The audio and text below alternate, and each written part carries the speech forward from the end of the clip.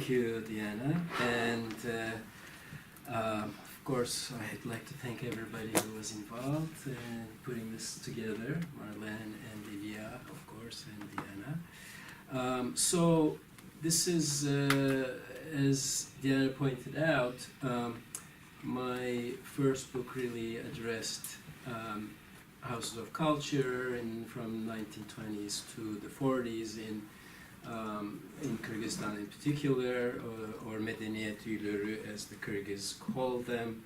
And I talked about these four actresses I came across by accident, but decided with the University of Pittsburgh Press's editors that it should be a second book.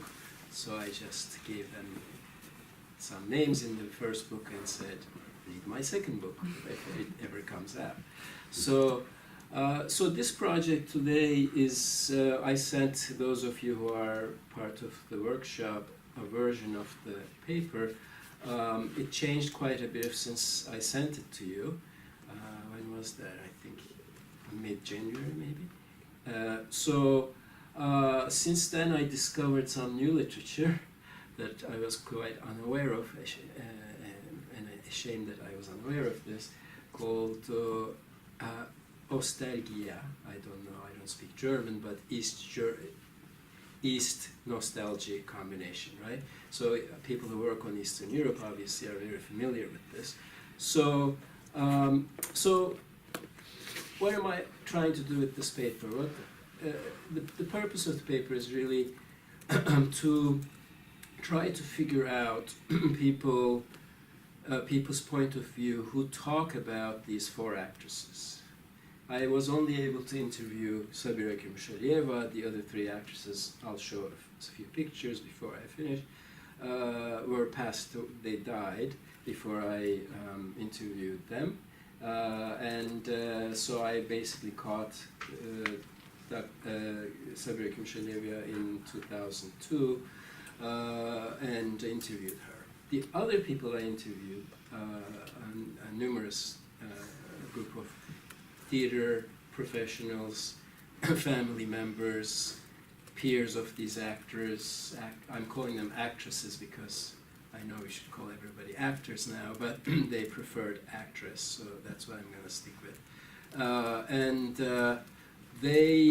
So the purpose of the paper is trying to understand how people remember these people and how they talk about their memories and how to actually put it in context of individual lives and also in general the remembrance of that period by scholars, right? The memories of that period and how to analyze them. So the idea of culturedness or kulturnost, of course, comes up constantly.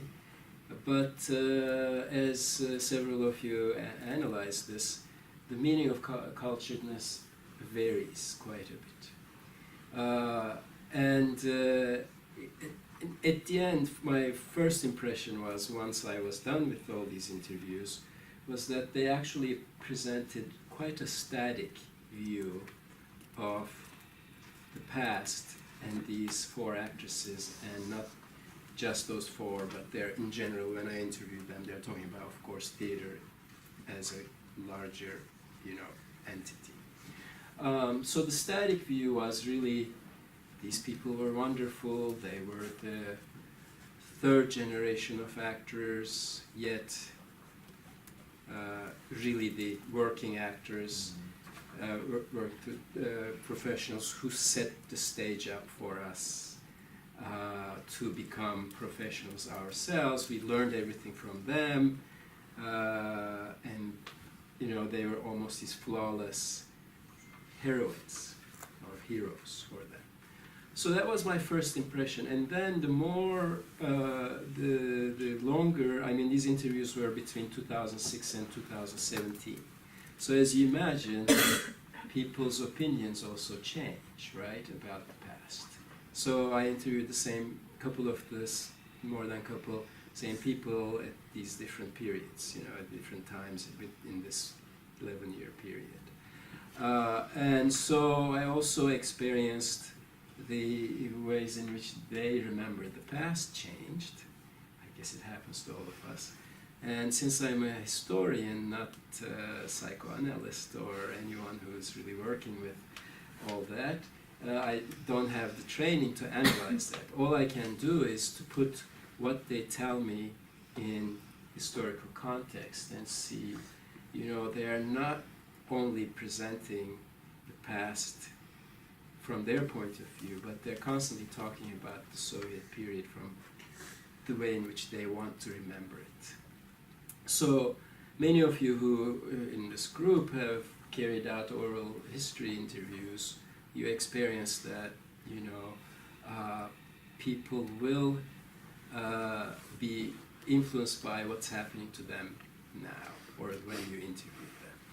So as a result, you have people who say, the Soviet period and during these women's times were the best times, because they were given all these opportunities, they became who they are because of the Soviet systems, women's liberation movement, education they got. They were always able to go to Moscow and study theater with Stanislavski, as much as the new ones are critical of it.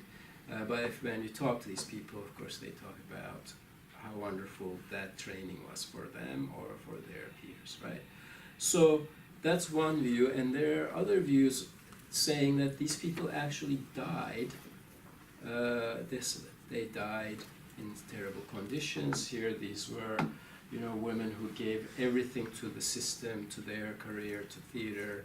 Yet, once they were, done, and the state didn't want to have anything to do with them. It's not true for all four, because there is, I'll show some photos, an opera actor, opera singer, who was quite active in politics.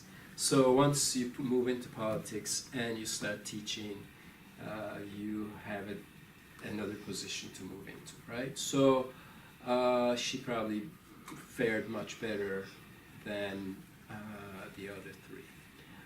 So the interviews, of course, because of the time constraints, I can't go into all the interviews, but I will read one from one of the actresses who are active now. She's, her name is Cemal Seydakhmatova, and still working.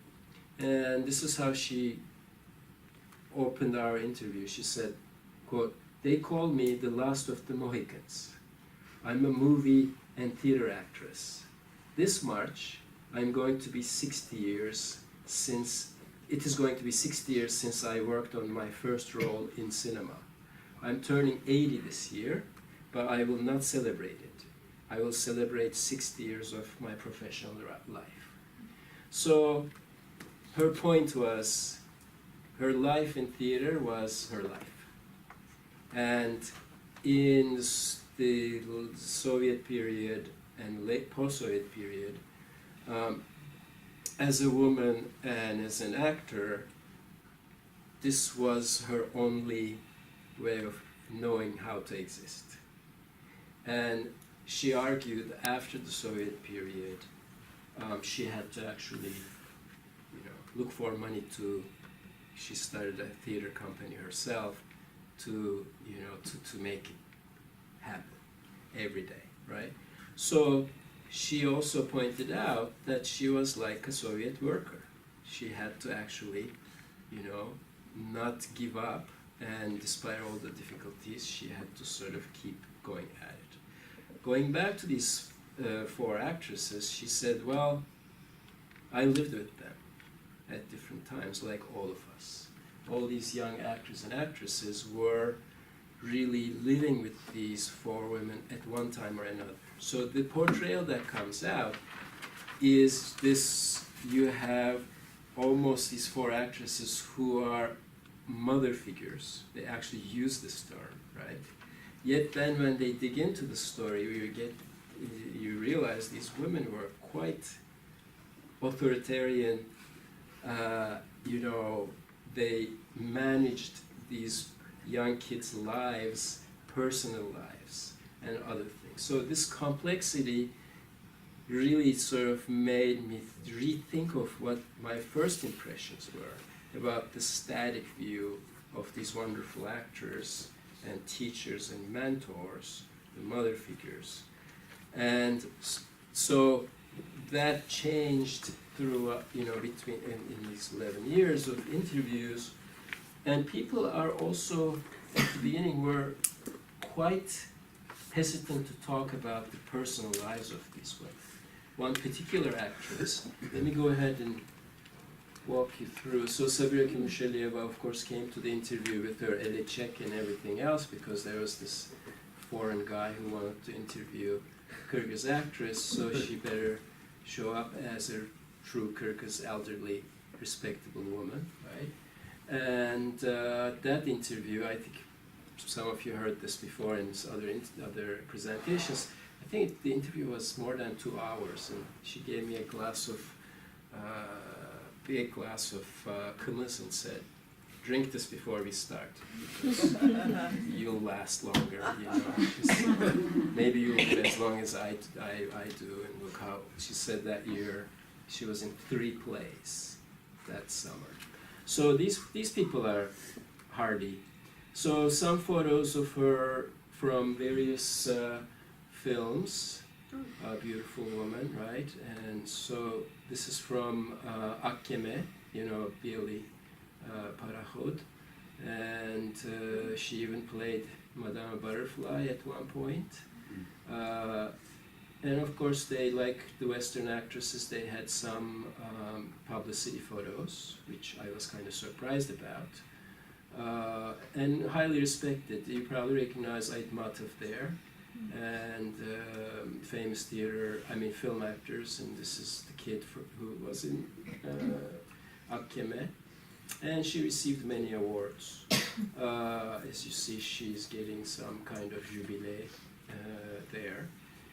Here, Bakian Kadikeva, explore her in the paper quite a bit. She died in '93. She was considered this exceptionally beautiful woman who was, all the interviews, especially male interviewees, will say she was like Ava Gardner. She was Western, she was elegant. So this ethnicity issue immediately emerges, that they talk about these actresses from a very sort of describing their physical appearances and attaching those appearances to the roles that they are supposed to play.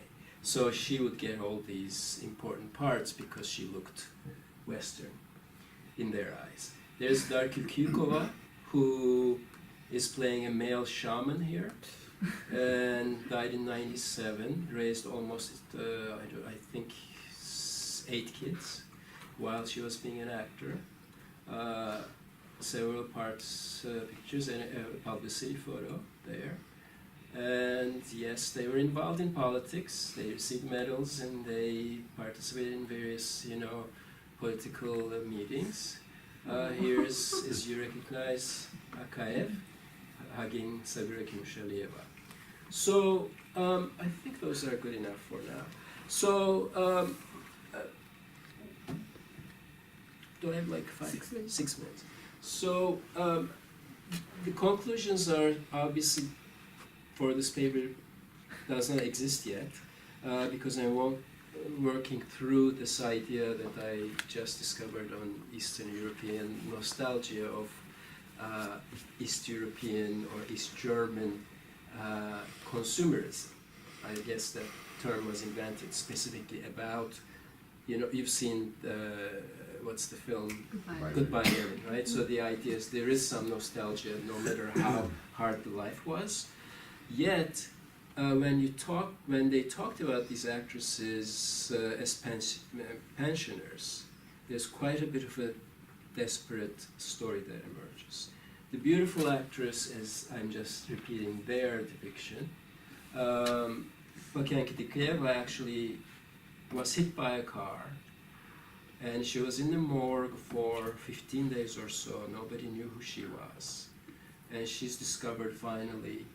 And so the difficulty of someone dying like that, who is so revered by, you know, the whole Kyrgyz community, if not only Kyrgyz, but of course these actresses became well known in most of the Soviet Union, because Kyrgyz films were quite, they were circulated, I think, really well. You know, there's this elevation of these people during their lifetime, their careers, and I'm trying to understand how I can apply it to the larger context of women moving into professional fields, being elevated into positions of power, yet once they complete their terms, what happens to their memory, right? So either they're put on a pedestal or they're not remembered at all. This could probably apply to some men, but because I came across these four daughters of Kyrgyz, they all came out of the same little village. I'm just trying to explore this through like a micro-historical point of view, what we can actually learn about that period and the ways in which these people actually operated in this late Soviet period and very early post-Soviet period. Only one, of course, was able to experience that. A lot more to say, but one thing that I will complete with is, you know, of course, Marianne Kamp's work, everybody probably knows, Three Lives of Saadat, this particular Uzbek, you know, politician, you know, communist Uzbek survivor idea, right? Three identities when she was interviewed. You know, she was first a proud communist, second, she was an Uzbek, you know, not nationalist, but Uzbek identity, and finally she was a survivor of the Soviet system. The stories I get from about these women are not that similar. You know, it's not always about survival, they're actually about pride. Maybe there's something particular about Kyrgyzstan. It's really hard to figure out because there needs to be more digging in. But there's something going on about not saying anything negative about Kyrgyz past and these women's past, right? So, you know, the comparison is a little bit difficult because of the, as you talked about, Uzbek identity in the Soviet Union was very different than Kyrgyz identity in the Soviet Union. Size, influence, imagined historical past, sedentarism versus, you know, nomadism, pastoralism. So, so that's what I'm trying to work on. And by the way, this is going to be an article of with Marianne Kamp, Adrian Edgar, and Jeff Sider and myself are trying to do. Everybody's incorporating their oral histories for a Critica special issue if it happens. We haven't even sent it yet. So anyway, thank you very much.